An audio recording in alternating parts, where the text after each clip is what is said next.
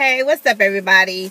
I know I've been gone. If anybody noticed, I'm sorry, but I just didn't feel like I needed to, I didn't have anything to review because I hadn't been seeing all the shows. But I watched the episode last night, and I'm fully ready to give y'all this review on my thoughts about the show. This is Love and Hip Hop Atlanta, whatever episode it is. I think it's season 3. It'll be in the description. So anyway, let's get to it. The episode starts out with, we pick up where we left off, where Mimi, she's expecting a knock at the door because she's ready to speak her truth. And so we're all wondering, okay, who is this going to be? Is it going to be Stevie J? Is it going to be Deb Atney, family member? And knock knock, here it is, Stevie J.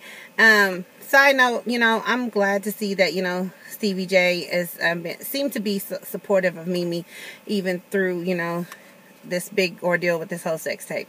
So it seems like every time, she calls, he answers. So, Stevie J's at the door and she's telling him, her truth about the sex tape. She tells him, she wasn't truthful and it was, Nico's idea to shop the sex tape or whatever, but she helped him come up with the idea of him supposedly, losing his bag.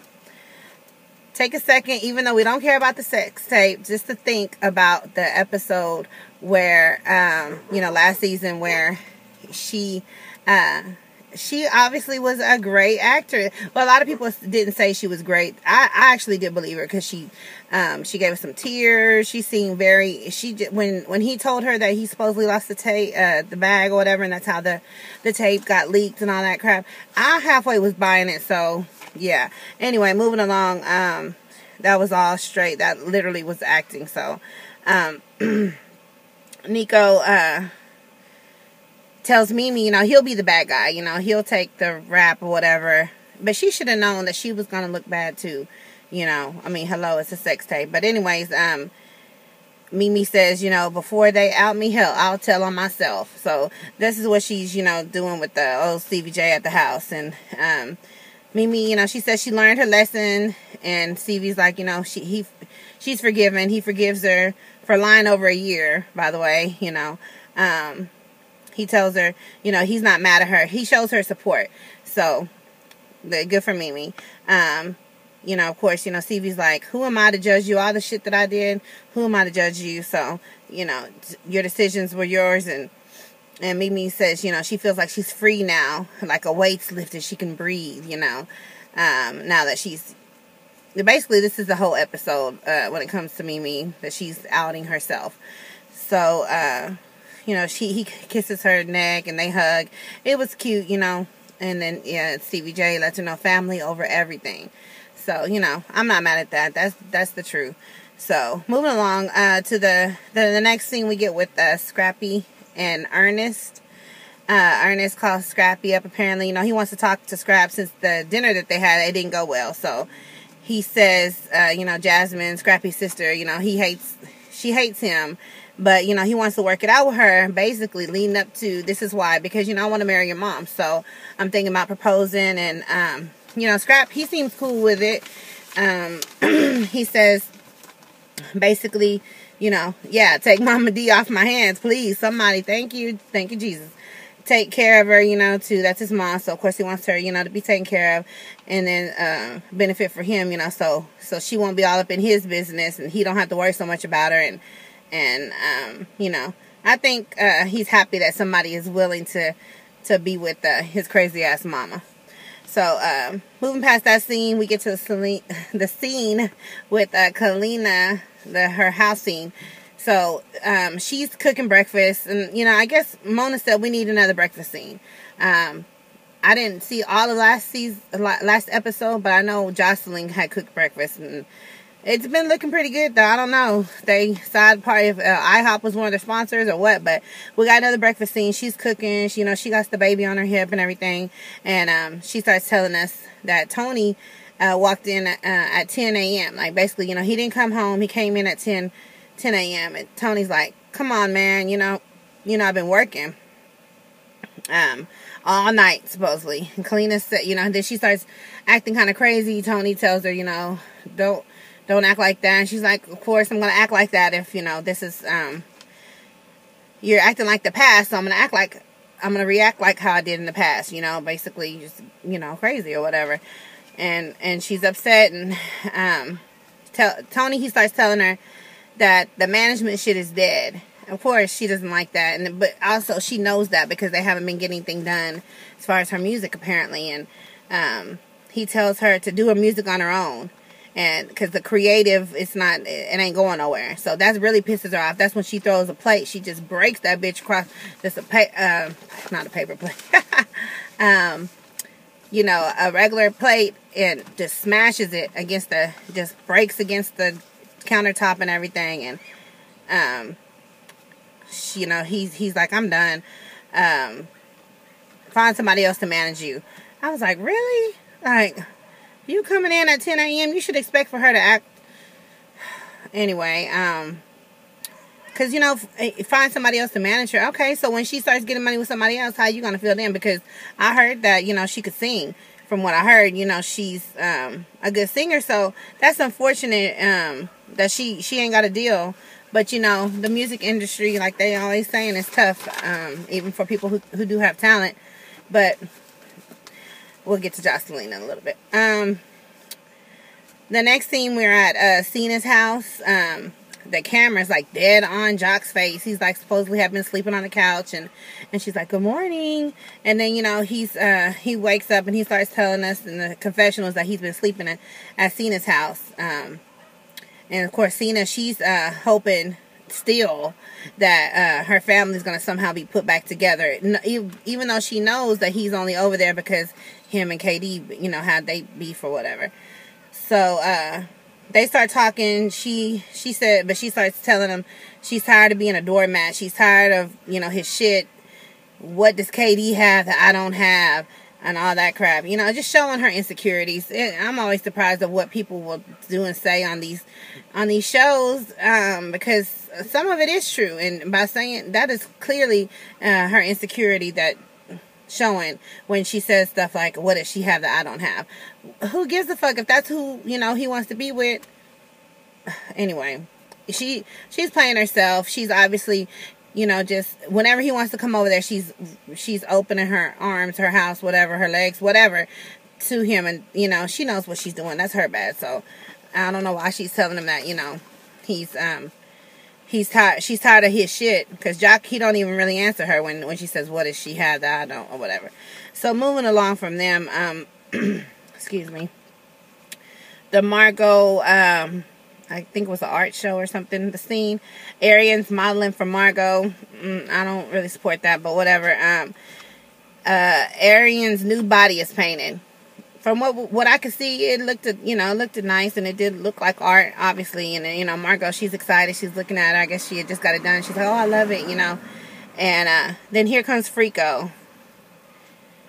And, you know, being the freak he is, he tells her, you know, hey, Arian, you know, you look nice, or some crap like that. Arian, she's not impressed. She's just kind of like, are you about to leave? Because I'm not trying to see you. So, but he's supposedly there to be, you know, supportive of his wife. Margot says, you know, when he leaves, she's like, I don't understand why, you know, there's so much tension when you don't even know him. And I'm just like, duh, Margot, you know, Arian is Mimi's best friend, so of course she's gonna feel some type of way when she sees Nico or whatever. She's gonna feel some type of way about Frico. So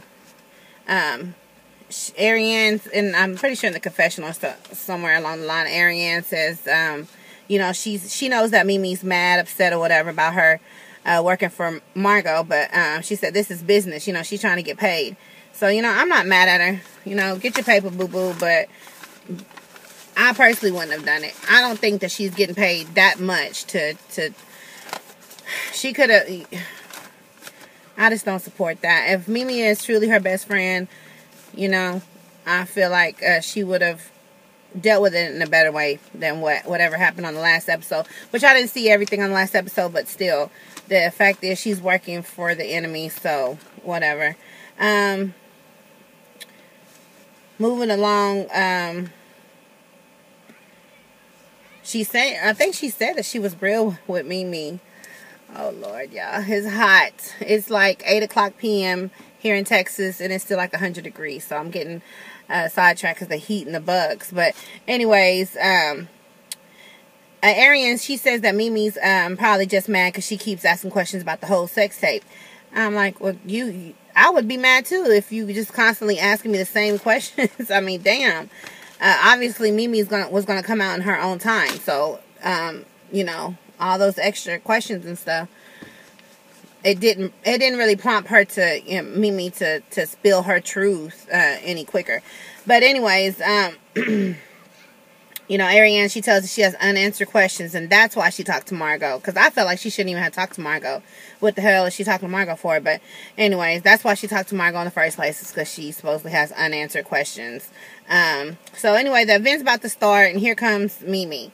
Margot says, I know she's here to support Ariane because she's damn sure not here to support me. And then Mimi, she says she's there to apologize to her friend and to show support. And Ariane, she's all happy, you know, she hugs her and tells her she loves her and everything. And Mimi tells excuse me, Mimi tells Ariane she's about to have a conversation with Margot. Ariane, she's like, you know, no confrontation, you know, like trying to keep the peace or whatever. Mimi says, no, you know, like I'm not here. I'm not with all that. It's all good. Like I'm having a woman-to-woman conversation with her. Which she did. She tried to anyway. You know, she came at Margot and Mimi starts telling her truth. That she did help with leaking the sex tape. And, you know, Margot and Ariane were like, Mimi just been blatantly just lying. And Mimi's like, yeah, you know, she did lie and she takes responsibility for her lie. And then Margot says something about, you know, she'll put her hand back in Mimi's face, you know, like she did on one of the other episodes. And then I'm like, oh, you know, wow, put your hand. How about throw a punch if you know, I'm just saying. But, so she does put her hand over Mimi's face a couple of times. She was just trying to start shit. And I mean, that was stupid. That was at her own event. If Mimi would have started, you know, throwing punches at her, you know, she would have really started it. Because Mimi seemed like she was actually coming at, you know, Margot with respect or whatever. But anyway, Ariane's like, no, you know, hold up. And Ariane, she separates them. So Mimi, she starts leaving. And then Ariane runs her naked ass out after Mimi, because the whole time Mimi was talking to Margot, Ariane's kind of off to the side, just ear hustling. And then so she hears that, you know, Mimi had spoke her truth, and it didn't match to whatever she had told Ariane. So here comes Ariane confronting Mimi in the parking lot. Ariane's in the side like, yeah, I'm naked and all, but I'm going outside. I'm going to go, you know, confront Mimi or whatever. I would have waited for it, but that's just me. Mimi's like, you know, here's the deal. She tries to come at Ariane, you know, right, correct, you know, like, look, I can't take it no more. Yeah, that's the truth. Here's the truth. And Ariane says, you know, you should have been told me the truth. And I'm just like, hey, yeah, that might be true, but hey, this is what you're getting in now, so take it or leave it, whatever. So Ariane, you know, she bucks up to Mimi. They get like face to face, and I'm just like, what kind of best friends? Let me tell y'all something. If me and my best friend were having an argument, first of all, we're not getting face to face like this. We're not. When it gets like this, that's fighting words. That's no. And then if you buck up at me, you lying to get really swung on. So no, I don't know what type of. I've seen them, you know, get Ariane and Mimi in their little conversation. They call them conversations. It looked like a fight to me. It looks like it's really about to pop off, and I wouldn't be surprised if by the season is over that they actually do have a physical fight, because Ariane, I'm sorry, she does too much, and so that bucks up, you know, Mimi. She don't punk down. Go Mimi, hey Mimi, because at least she don't punk down from, you know, Ariane. But I said they do too much. I would not keep a friend like that who's gonna get up in my face, buck up to me. It's like we're fighting. No, you know, the conversation, it gets real heated, and I'm like, damn, you know. And like I said, side note, I would have swung on a bitch. That's just me. She bucked up, whatever. Watch the tape, watch it, roll it back. You'll see Ariane. Well, as soon as she bucked up, I would. Anyways, moving along. You know, Mimi, she storms off like she does, and moral of this story here, I was pretty much on Mimi's side. Yeah, she lied and all that. She took a minute to tell her truth or whatever, but But still, people are going to do things on their time, not yours. It don't matter how many times you ask. And then if you were her best friend, back the fuck off. I mean, back off. Even if you felt like, you know, she was hiding something, let her hide something. You can't make somebody open their mouth. You can't make somebody give you the business, give you all the information because you're nosy and you want. No, it don't work like that. People are going to share what they want to share when they want to share it. If, you know, she wants to lie about it, that's her fucking business. I mean, I understand the whole betrayal and best friend. I understand all of that shit too. I'm just saying, you don't deal with friends like that, but whatever. Moving along, the club scene with, the opening of the club that, Tony and Kalina, went in on, or whatever, their club. I didn't catch the name of it, sorry y'all. But you know, Jocelyn's performing her Stingy with My Cootie Cat with Stevie J. If Stevie J wasn't on that song, if Stevie J wasn't on her period, I don't think she, you know, have any type of crowd, even though it did seem like most of the crowd was, you know, hired people, and most of, you know, just VH1 people or whatever. But Tony had the nerve to say it was a killer performance. I was like, no, the fuck it wasn't. I don't know what y'all was seeing, but whatever. She was pretty though. I will say that. Jocelyn was pretty, you know, but the talent is just not there, and I really wish that she would do something else. But anyway, she's still the Puerto Rican princess, so hey, I'm not mad at her. Somebody likes her. I mean, I like the way she looks, but that's not entertainment to me.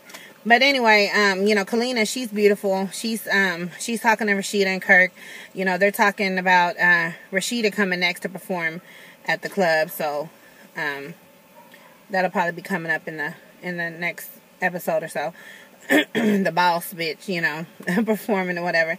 But Kalina, she's pouring her heart to Rashida. She tells her about Tony coming home at 10, and about how he said, you know, he didn't want to manage her anymore and all that shit. And meanwhile, Tony, he's talking to Stevie J. He says, you know, he could relate to Tony because he has the same problem with you know, Jocelyn, with all the craziness that comes with being with an artist. So, you know, by the end of the scene, Rashida tells Kalina, hey, you know, look, when me and Kirk were going through all this mess, I went and talked to Deb Atney. You know, she was a lot of help. She's always there, supportive, and all that. So, you know, maybe you should go, you know, talk to Aunt Deb for, you know, guidance or whatever.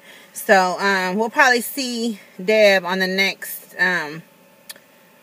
episode, next week's episode. That'll be cool because I like her. You know, she's the bomb, and I'm here for Deb. Moving along to the church scene with Mama D and Ernest. This is probably my favorite scene here in the show. I guess because it's a church, I don't know, but it just seemed like a wholesome little part of the show, even though, you know, it's ghetto ass Mama D or whatever and Ernest. But the preacher, he says, anybody have a testimony about the power of love? And of course, Ernest raises his hand, and Mama D, she's immediately like, oh my God. I was just like, okay. So of course, you know, he approaches the podium.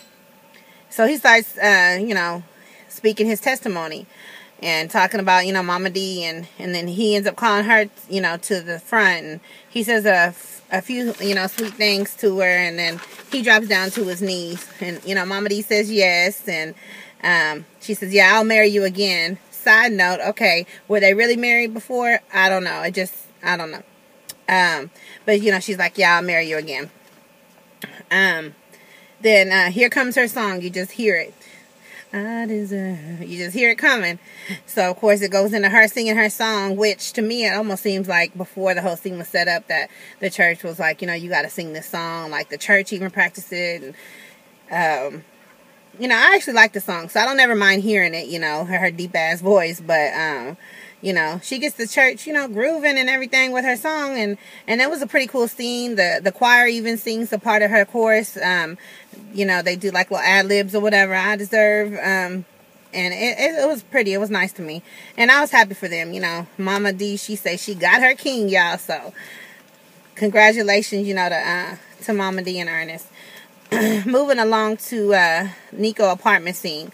Margot, she's going to Nico's apartment. She says Mimi, you know, finally admitted her truth. So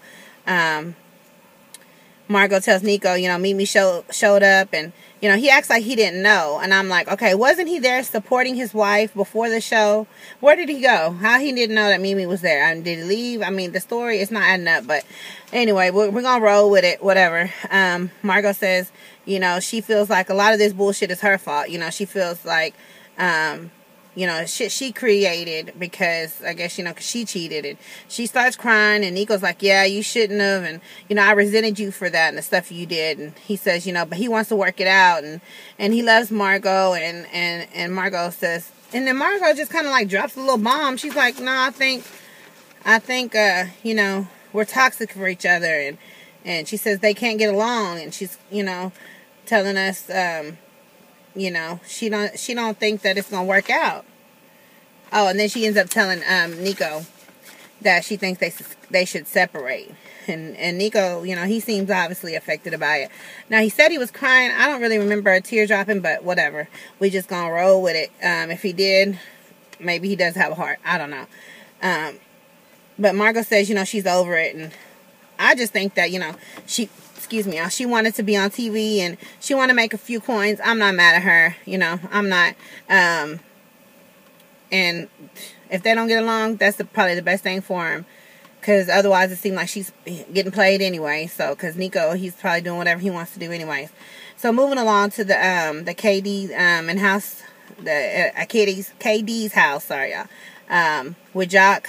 KD calls Jock over. She says she kicked him to the curb, but basically, since she thinks she's pregnant, even though she's mad at him, he deserves to know if baby number 9 is on its way, y'all.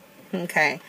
Side note, to me, this just seems so desperate to me. It seems like the oldest trick in the book, you know, like you think you're pregnant, or you might even know that you're not pregnant, but still get him to come over there just to get him to come over there, because, you know, when you're having a breakup or whatever, that'd be like one of the things that the guy might really come over there to see, or, you know, or pay attention to if that's what you're telling him.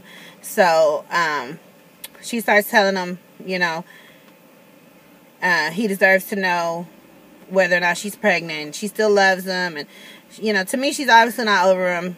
So she's, you know, telling him her symptoms, and of course, you know, he's been through this plenty of times, so he sees where this is going. When she starts saying, you know, my eating is off, all this crap that's happening to her, basically, you know, pregnancy symptoms or whatever.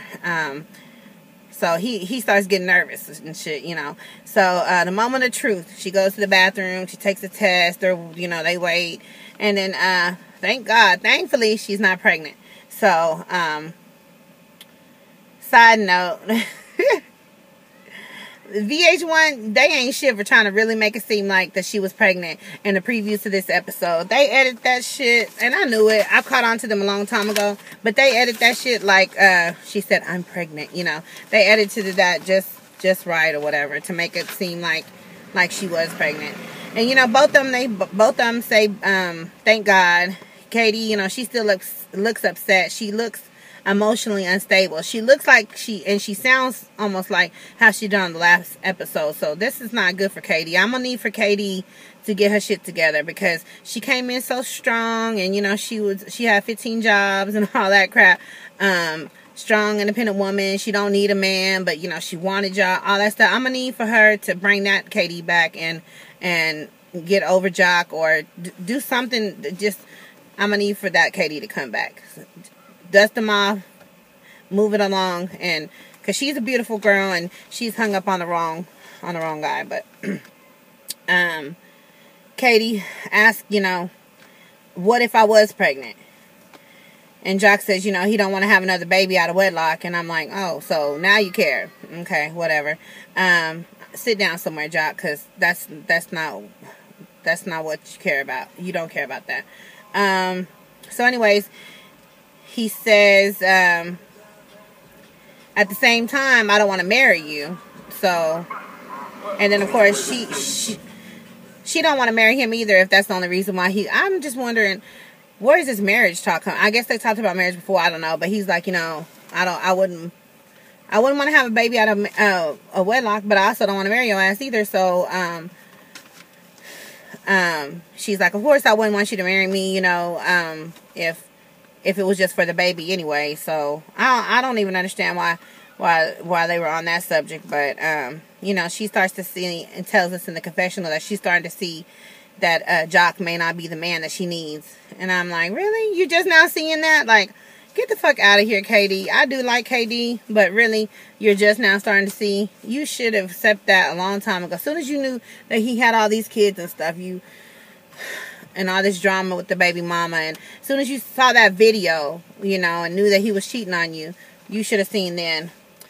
But anyway, the end of episode side notes that I wrote down. I wanted to just tell y'all that my favorite scene was, like I told y'all, the church scene with